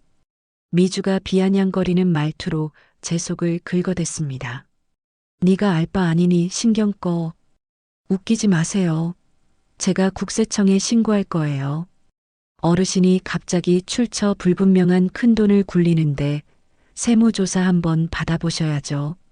털어서 먼지 안 나는 사람 어디 있겠어요? 미주가 눈을 부라리며 협박하듯 쏘아붙였습니다. 저는 그런 미주의 눈을 피하지 않고 똑바로 노려보았습니다. 신고 하고 싶으면 해. 난 꿀릴 거 하나도 없으니. 독하시네 정말. 그러지 말고 그 돈 저희한테 주세요. 그럼 제가 선심 써서 경매 취하해 드릴게요. 어차피 남의 돈 빌려서 경매하시는 걸 테니. 미주의 뻔뻔함이 하늘을 찔렀습니다. 저는 더 이상 말을 섞기 싫어 지나가려 했습니다. 하지만 미주가 악착같이 달려들어 제 옷소매를 움켜쥐었습니다. 이거 놓지 못해? 어디 가세요? 저 동네방네 소문 다 낼 거예요. 며느리 등쳐먹으려고 사기친다고. 돈 출처도 모르는 더러운 돈이라고 소문 낼 거라고요. 이게 정말. 두고 보세요. 경매 당일날 법정에 가서 깽판을 쳐서라도 막을 거예요. 어머님이 우리 집 가져가는 꼴은 내 눈에 흙이 들어가도 못 봐요. 미주가 악에 받쳐 고래고래 소리를 질렀습니다. 저는 미주의 손을 거칠게 뿌리치고 뒤도 돌아보지 않고 법원을 빠져나왔지만 주머니 속 제 손은 사시나무 떨듯 떨리고 있었습니다. 치밀하게 준비했던 제 계획에 흙탕물이 튀어버린 것입니다. 그날 밤이었습니다. 정막이 흐르는 고시원 복도에서 누군가 제 방문을 조심스럽게 두드렸습니다. 누구세요? 엄마 나야. 현수야. 문 좀 열어줘. 익숙한 목소리에 심장이 철렁 내려앉았습니다. 떨리는 손으로 문고리를 돌려 문을 열자 그곳엔 현수가 서 있었습니다. 밑창이 다 다른 구두를 신고 어깨가 축 처진 모습이 영락없는 폐잔병 꼴이었습니다. 네가 여긴 어떻게 알고 왔어? 미주가 알아냈어. 엄마 여기 숨어 지낸다고. 현수가 죄인처럼 고개를 푹 숙였습니다. 저는 화가 치밀어 문을 닫으려 했습니다. 현수가 다급하게 문틈으로 손을 집어넣으며 매달렸습니다. 엄마, 제발 문 좀 닫지 마. 얘기 좀 해, 엄마. 난 너랑 할 얘기 없다. 가라. 엄마 제발. 현수가 억지로 몸을 비집고 방 안으로 들어왔습니다. 저는 뒷걸음질 치며 벽에 등을 기댔습니다. 그러자 현수가 갑자기 제 앞에 털썩 무릎을 꿇었습니다. 엄마, 내가 죽일 놈이야. 미안해. 정말 미안해. 이게 무슨 짓이야? 당장 일어나지 못해? 나 미주랑 이혼할게. 진짜야. 그 여자랑 끝내고 엄마 모시고 살고 싶어. 제발 나 좀 받아줘. 현수가 바닥을 기어가 제 바짓가랑이를 부여잡고 울먹였습니다. 저는 바닥에 엎드린 아들을 내려다보았습니다. 꼬질꼬질한 와이셔츠 깃과 며칠 깎지 못한 수염, 퀭한 눈동자. 순간 가슴 한 구석이 욱신거렸습니다. 비록 못난 자식이지만 예전에 현수를 끔찍이 아끼고 사랑했던 어미의 마음이 본능처럼 되살아났기 때문입니다. 현수야. 저도 모르게 목소리가 파르르 떨렸습니다. 그때 현수가 눈물이 그렁그렁한 눈으로 고개를 들어 저를 올려다보았습니다. 그러니까 엄마 그 경매 들어갈 돈 나한테 줘. 응? 그 돈으로 내가 경매 취하시키고 빚 갚으면 우리 다시 행복하게 살 수 있잖아. 뭐? 엄마 돈 많다며. 미주가 그러는데 엄마 억대 자산가라며. 자식 죽게 생겼는데 돈 좀 주면 안 돼? 내가 엄마 평생 업고 다닐게. 현수의 입에서 나온 말은 비수가 되어 제 심장을 난도질했습니다. 이놈은 진심으로 반성하는 게 아니었습니다. 이혼하겠다는 것도 효도하겠다는 것도 전부 새빨간 거짓말이었습니다. 그저 제 주머니에 있는 돈이 탐나서 그 돈으로 자기 급한 불을 끄고 싶어서 연기를 하는 것이었습니다. 제 안에서 팽팽하게 당겨져 있던 모정의 끈이 끊어져 버렸습니다. 너한테 줄 돈 10원 한 장 없다. 나가. 저는 현수의 손을 매정하게 뿌리쳤습니다. 그러자 현수가 돌변한 눈빛으로 소리쳤습니다. 엄마가 돈 안 주면 나 진짜 죽어. 빚쟁이들이 날 가만 안 둔다고. 네가 뿌린 씨앗이니 네가 거둬야지.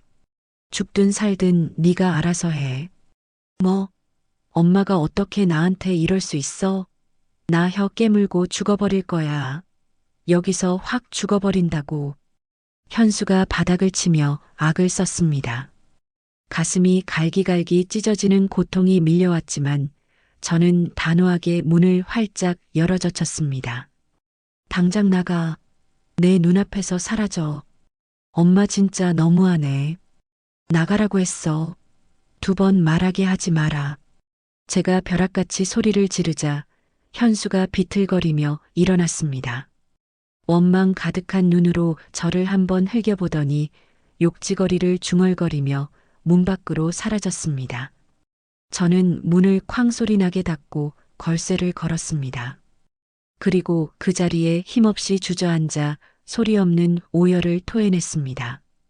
자식이 부모 가슴에 꽂은 비수가 이렇게나 깊고 아픈 것인 줄 예전엔 미처 몰랐습니다.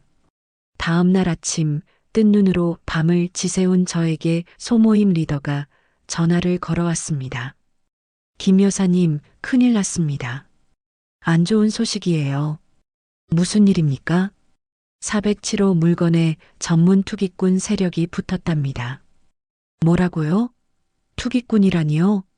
저는 놀라서 자리에서 벌떡 일어났습니다. 강남에서 유명한 강 회장 일당이에요. 자금력이 어마어마해서 한 번 물면 절대 안 놓는 하이에나 같은 놈들이에요. 공격적으로 입찰과 써내기로 악명 높거든요. 그럼 어떡해요? 솔직히 말씀드리면 지금 여사님 자금으로는 이기기 힘들 것 같아요. 그 사람들은 시세보다 더 높게 써서라도 낙찰받아가는 사람들이라. 리더의 침통한 목소리에 저는 눈앞이 캄캄해졌습니다. 전화를 끊고 멍하니 책상 앞에 앉았습니다. 며느리의 악랄한 협박, 하나뿐인 아들의 비열한 배신, 그리고 이제는 감당하기 힘든 강력한 경쟁자까지 등장했습니다. 강철 같던 제 멘탈이 사정없이 흔들리기 시작했습니다. 이대로 가다가는 패배할 것이라는 두려움이 엄습해왔습니다. 저는 지푸라기라도 잡는 심정으로 급하게 거래은행에 전화를 돌렸습니다. 저 지점장님, 혹시 대출 좀 더 받을 수 없을까요? 담보라도 어떻게든 마련해 볼게요. 아이고, 어르신. 죄송하지만 이미 한도가 꽉 찼습니다. 게다가 경매까지 이틀밖에 안 남아서 심사할 시간도 부족해요. 다른 은행에도 전화를 해봤지만 돌아오는 대답은 모두 똑같았습니다. 저는 떨리는 손으로 소모임 단톡방에 메시지를 올렸습니다. 죄송하지만 급하게 자금이 필요합니다. 이자 넉넉히 쳐드릴 테니 도와주실 분 계신가요? 시간이 흘러도 읽음 표시만 줄어들 뿐 답장은 오지 않았습니다. 워낙 큰 금액이라 선뜻 나서주는 사람이 아무도 없었습니다. 이대로라면 입찰 법정에 가봤자 들러리만 서다 올 판이었습니다. 오후 늦게 김 소장에게서 전화가 걸려왔습니다. 김 여사님 동네에 지금 이상한 소문이 쫙 퍼졌어요. 무슨 소문이요? 여사님이 사실은 빈털터리인데 돈 많은 척 사기치고 다닌다고 투자금 끌어모아서 나르려는 꽃뱀 사기꾼이라는 얘기도 있고요. 미주 그년이 퍼뜨린 거군요. 네, 그런 것 같아요. 며느리가 동네 미용실이며 반상회며 돌아다니면서 떠들고 다녔나 봐요. 주변 시선이 아주 안 좋아요. 김 소장이 난처해하며 조심스럽게 전했습니다. 저는 힘없이 전화를 끊고 멍하니 창밖을 바라보았습니다. 공든 탑처럼 쌓아 올린 제 평판이 모래성처럼 무너져 내리고 있었습니다. 저는 떨리는 손으로 통장을 다시 펼쳐들었습니다. 계산기를 두드리고 또 두드렸습니다. 하지만 아무리 쥐어짜고 계산해봐도 강 회장 일당을 이길 수 있는 금액은 만들어지지 않았습니다. 그들은 4억, 아니 그 이상도 우습게 써낼 위인들이었습니다. 저는 도저히 이길 수가 없었습니다. 이렇게 허무하게 끝나는 건가? 제 입에서 탄식 같은 혼잣말이 흘러나왔습니다. 내 집을, 내 인생을 되찾는 게 이토록 힘든 일인가 싶어 서러움이 북받쳤습니다. 저는 책상 위에 엎드려 얼굴을 묻었습니다. 차마 소리내어 울지도 못하고 속으로 피울음을 삼키며 어깨만 들썩였습니다. 깊은 절망이 어둠처럼 저를 집어삼키고 있었어요. 경매 전날 밤 정막을 깨고 전화벨이 요란하게 울렸습니다. 예진이었습니다. 어르신, 저예요. 소식 들었어요. 그 악명 높은 강 회장 일당이 입찰에 참여한다면서요? 그래, 소문이 참 빠르구나. 아무래도 이번엔 내가 이길 수 없을 것 같다. 자금이 턱없이 부족해. 저는 힘이 다 빠진 목소리로 대답했습니다.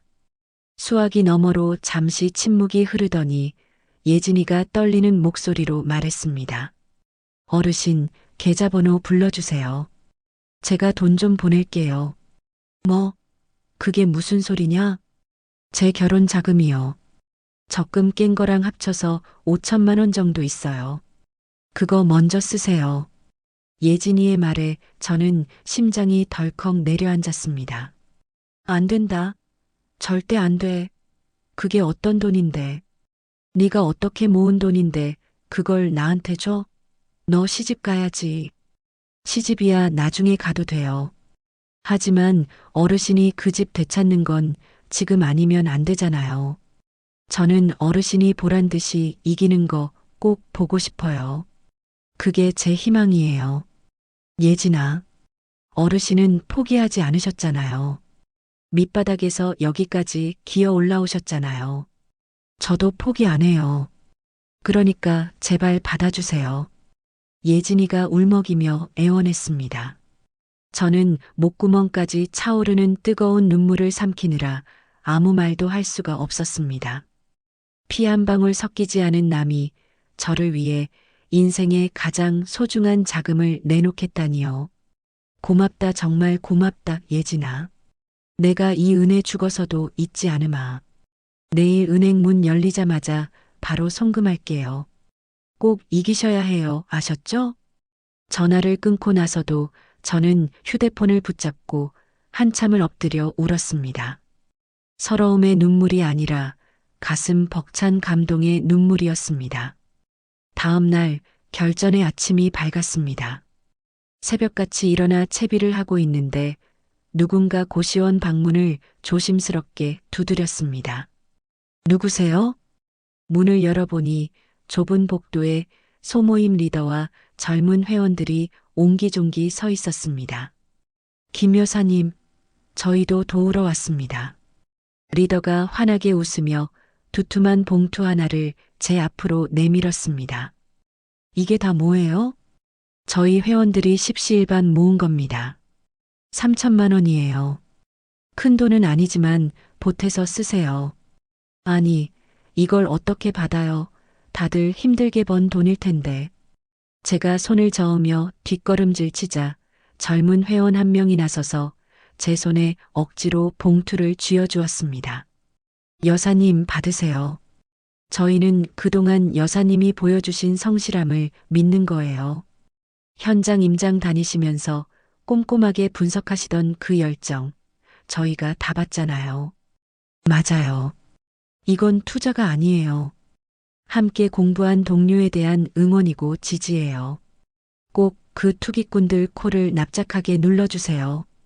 다른 회원들도 주먹을 불끈 쥐어 보이며 거들었습니다. 저는 그들의 맑은 눈망울을 보며 다시 한번 눈시울이 붉어졌습니다. 가족이라는 사람들은 저를 배신하고 등쳐먹으려 했는데 남들이 오히려 저를 살리려고 손을 내밀어주고 있었습니다. 가족보다 더 따뜻한 온기가 제 차가운 손을 감싸고 있었습니다. 고맙습니다. 정말 고맙습니다. 이 은혜 어떻게 다 갚아야 할지. 저는 고개를 깊이 숙여 인사했습니다. 이기고 오세요. 저희가 밖에서 기다리고 있을게요. 리더가 제 어깨를 듬직하게 두드려 주었습니다. 저는 떨리는 손으로 통장 잔고를 확인했습니다. 예진이가 보낸 5천만 원, 회원들이 모아준 3천만 원. 부족했던 자금이 채워지다 못해 오히려 투기꾼들과 맞붙어 볼 만한 여유까지 생겼습니다. 이긴다. 반드시 이긴다. 저는 스스로에게 최면을 걸 듯 속삭였습니다. 법원에 도착하니 여기저기서 들려오는 웅성거림과 긴장감이 법원 복도의 공기를 무겁게 짓누르고 있었습니다. 저는 입술을 굳게 다물고 법정 입구로 당당하게 걸어갔습니다. 그때 저만 치서 익숙한 실루엣이 보였습니다. 미주였습니다. 도끼가 바짝 오른 눈으로 저를 죽일 듯이 노려보고 있었습니다. 제가 미주에게 눈길조차 주지 않고 지나치려 할 때 미주가 제 뒤통수에 대고 날카롭게 소리쳤습니다. 어머님, 진짜 끝까지 해보시겠다는 거죠? 저는 들은 척도 하지 않고 법정 문을 열고 안으로 들어갔습니다. 입찰표 작성대 앞에는 이미 긴 줄이 늘어서 있었죠. 심장이 쿵쾅거려 손끝이 파르르 떨려왔지만 깊은 심호흡으로 요동치는 마음을 다스렸어요. 드디어 제 차례가 왔습니다. 작성대 칸막이 안으로 들어가 입찰표를 펼치고 사건 번호를 한 글자 한 글자 정성 들여 적었습니다. 물건 번호도 틀리지 않게 확인하고 또 확인했습니다. 그리고 가장 중요한 입찰 가격란에 펜을 가져다 댔습니다. 잠시 숨을 멈추고 결단력 있게 숫자를 써내려갔습니다. 금 4억 1천만 원 정. 손이 미세하게 떨렸지만 획 하나하나에 혼을 담아 천천히 숫자를 채웠습니다. 혹시라도 서류 미비로 무효 처리가 되면 모든 게 물거품이 되니까요. 주머니에서 인감도장을 꺼냈습니다. 김순희 이름 옆에 온 힘을 다해 꾹 눌러 찍었습니다. 선명하게 찍힌 붉은 인주 자국이 마치 제 붉은 심장 같았습니다. 입찰표를 누런 봉투에 넣고 입구를 단단히 봉했습니다. 주변을 둘러보니 양복 입은 투기꾼 무리가 서로 눈짓을 교환하며 낄낄거리고 있었습니다. 분위기를 험악하게 만들어 경쟁자들을 위축시키려는 수작이었죠. 하지만 저는 눈 하나 깜짝하지 않았습니다. 제 소신껏 그리고 우리 편들의 염원을 담아 산정한 금액이었습니다. 당당하게 걸어가 입찰함 앞에 섰습니다. 봉투를 입찰함 속으로 깊숙이 밀어 넣었습니다. 툭 하고 봉투 떨어지는 소리와 함께 손끝에서 짜릿한 전율이 머리끝까지 퍼져나갔습니다. 주사위는 던져졌습니다. 저는 방청석 구석 빈자리를 찾아 앉은 후 두 눈을 지그시 감고 마음을 가라앉혔습니다. 법정 뒤쪽을 힐끔 보니 미주가 손톱을 물어뜯으며 초조한 표정으로 서성이고 있었습니다. 그 옆 구석에는 현수가 죄인처럼 고개를 쳐박고 벽에 기대어 있었습니다. 드디어 집행관이 단상 위로 올라와 마이크를 잡았습니다. 사건 번호 2025 타경 4567 강남구 삼성동 아파트. 집행관이 사건 번호를 호명하자 제 심장이 터질 듯 요동치기 시작했습니다. 입찰 봉투가 하나씩 개봉되었습니다. 입찰자 최영희, 입찰가 금 3억 9,500만 원. 입찰자 주식회사 강남개발, 입찰가 금 4억 원. 강 회장 일당인 강남개발이 4억 원을 썼습니다. 장내에서 탄식과 웅성거림이 터져나왔습니다. 저는 숨을 멈추고 주먹을 꽉 쥐었습니다. 집행관이 마지막 남은 봉투 하나를 천천히 뜯었습니다. 긴장감에 법정한 공기가 팽팽하게 당겨졌습니다. 집행관이 입찰표를 꺼내 내용을 확인하더니 눈썹을 살짝 치켜 올렸습니다. 입찰자 김순희. 제 이름이 불리는 순간 시간이 멈춘 것만 같았습니다. 입찰가 금 4억 1천만 원. 최고가 매수 신고인 김순희 씨입니다. 집행관의 목소리가 법원 천장을 때렸습니다. 예, 접니다. 저도 모르게 벌떡 일어나 큰 소리로 대답했습니다. 주변에서 와 하는 탄성과 함께 웅성거리는 소리가 파도처럼 밀려왔습니다. 강 회장 일당 쪽에서 아, 젠장. 1,000만 원 차이로 놓쳤네. 하며 책상을 치는 소리가 들렸습니다. 뒤쪽을 돌아보니 미주가 다리에 힘이 풀린 듯 바닥에 털썩 주저앉아 멍하니 저를 바라보고 있었습니다. 현수는 차마 저를 보지도 못하고 벽에 머리를 쿵쿵 찌우며 고개를 떨궜습니다. 저는 당당하게 앞으로 걸어나갔습니다. 집행관에게 다가가 떨리는 손을 내밀었습니다. 축하합니다. 여기 입찰 보증금 영수증입니다. 집행관이 건네주는 영수증을 받아들었습니다. 종이 한 장이었지만 천하를 얻은 듯 무거웠습니다. 감사합니다. 정말 감사합니다. 저는 정중하게 허리 숙여 인사했습니다.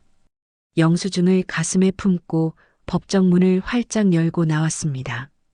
밖에서 초조하게 기다리던 소모임 회원들이 저를 보자마자 우르르 달려왔습니다. 김 여사님, 어떻게 됐어요? 이기셨어요? 네. 저는 영수증을 높이 들어 보이며 활짝 웃었습니다. 네, 이겼어요. 제가 낙찰받았어요. 와, 법원 복도가 떠나갈 듯한 환호성이 터져 나왔습니다. 어디선가 예진이가 헐레벌떡 달려와 와락 제 품에 안겼습니다. 어르신, 진짜 축하드려요. 해내실 줄 알았어요. 예진아 고맙다. 다 네 덕분이다. 저는 아이처럼 엉엉 우는 예진이를 끌어안고 함께 울었습니다. 참았던 뜨거운 눈물이 본물 터지듯 흘러내렸습니다. 리더와 회원들도 다가와 서로 어깨동무를 하며 기쁨을 나누었습니다. 여사님, 진짜 멋져요. 인간 승리입니다. 축하합니다. 오늘 회식은 저희가 쏠게요. 모두가 자기 일처럼 기뻐하며 제 등을 두드려 주었습니다. 이 승리는 단순히 집 한 채를 산 것이 아니었습니다. 짓밟히고 무시당했던 제 존엄성을 되찾은 것이었고, 제 인생의 주도권을 완벽하게 회복한 쾌거였습니다. 그때 멀리서 현수와 미주가 법정을 비틀거리며 걸어 나오는 모습이 보였습니다. 세상 다 잃은 듯한 초라하고 비참한 몰골이었죠. 저는 눈물을 닦고 그들을 똑바로 바라보았습니다. 더 이상 두려움도 미련도 없는 눈빛이었습니다. 여유롭고 당당한 진정한 승자의 눈빛으로 그들의 뒷모습을 지켜보았습니다.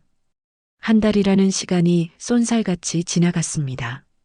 저는 낙찰 잔금을 모두 치르고 소유권 이전 등기까지 깔끔하게 마쳤습니다. 법적으로 완벽한 내 집이 되었으니 이제 마지막으로 묵은 때를 벗겨낼 차례였습니다. 저는 법원 집행관 그리고 굳게 닫힌 문을 열어줄 열쇠공과 함께 아파트로 향했습니다. 익숙하면서도 낯선 407호 현관문 앞에 선이 만감이 교차했습니다. 드디어 내 집 앞에 당당히 주인으로 선 것입니다.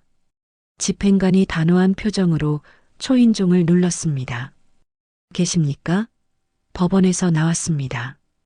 명도 집행하러 왔으니 문 열어주세요.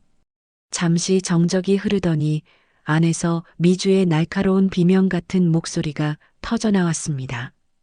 싫어요. 못 열어줘요.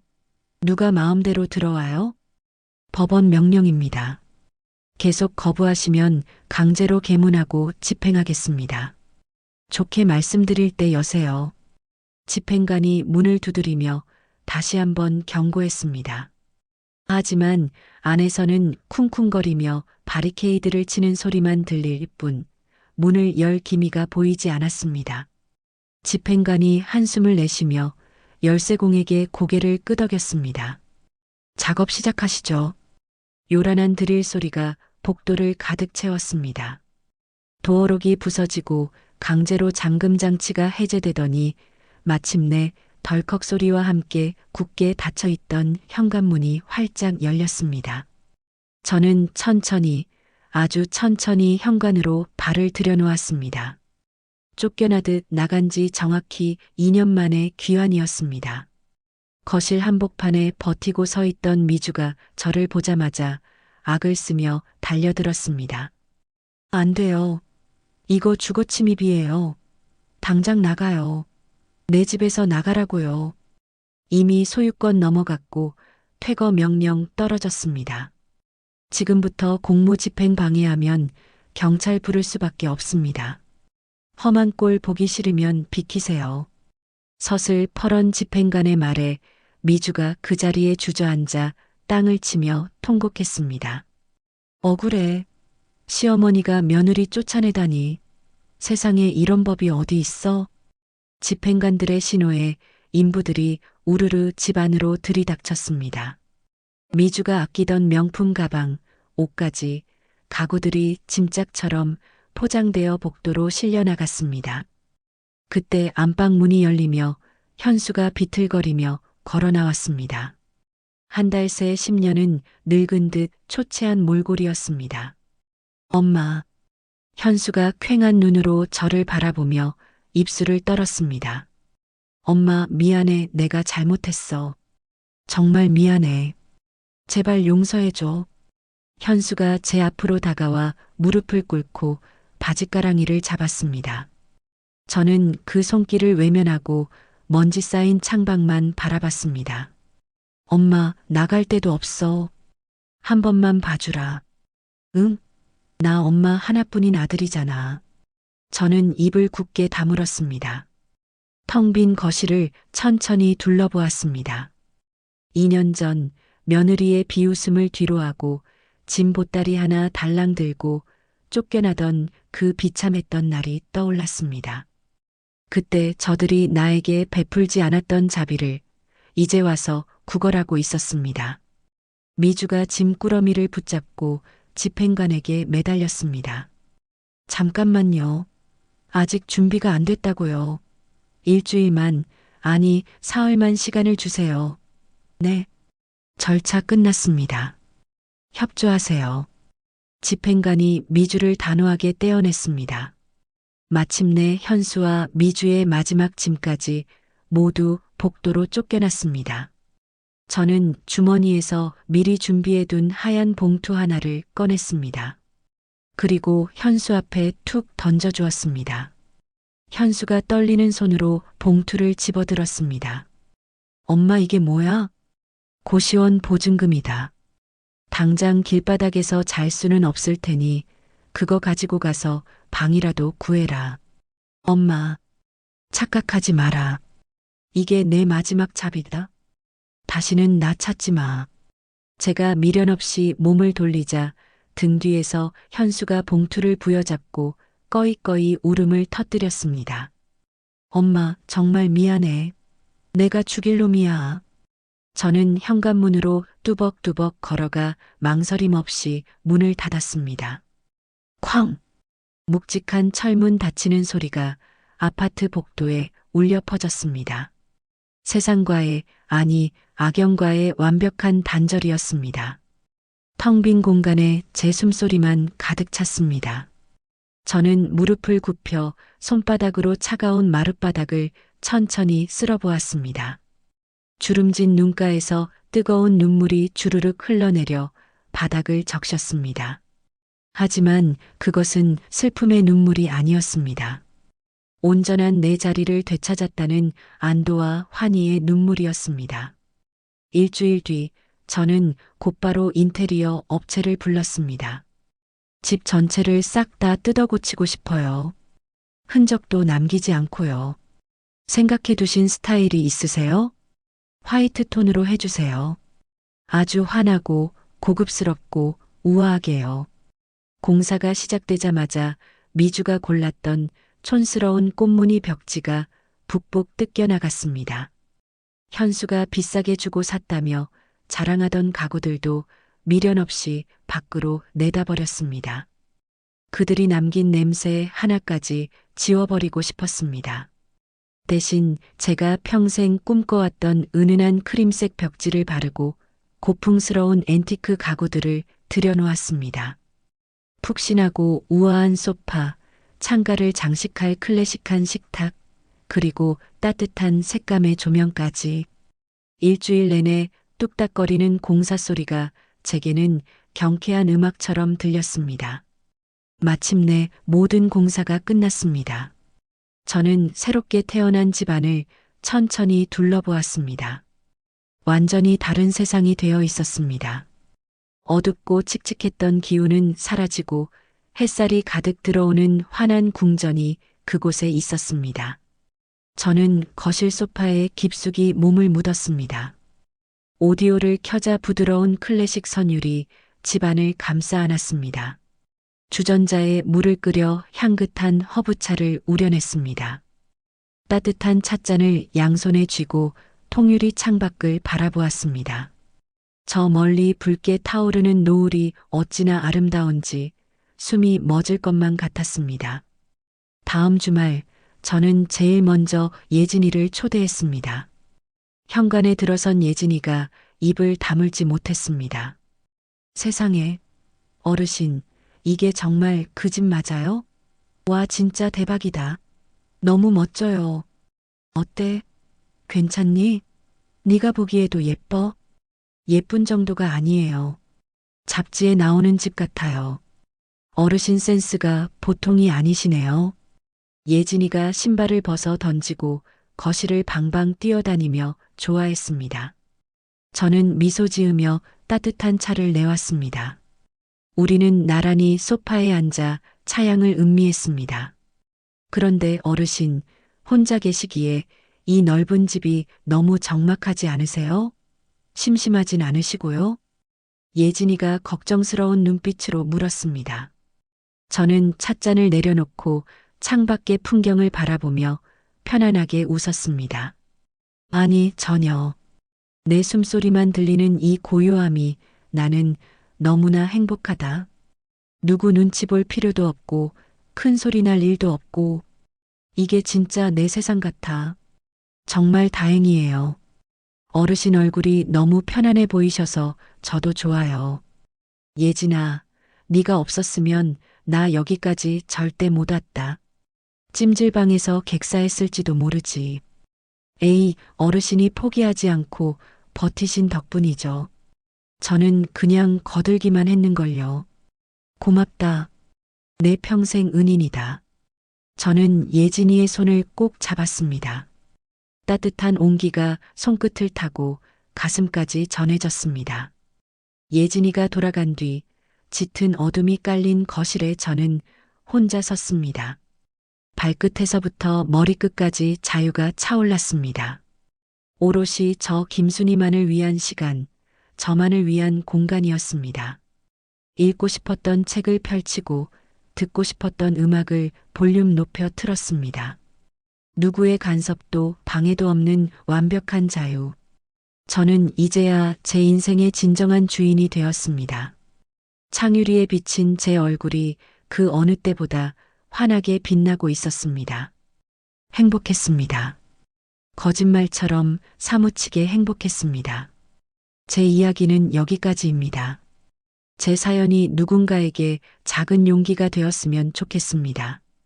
이야기를 끝까지 들어주신 분이 계시다면 잘 들었다고 댓글 하나만 남겨주세요. 감사합니다.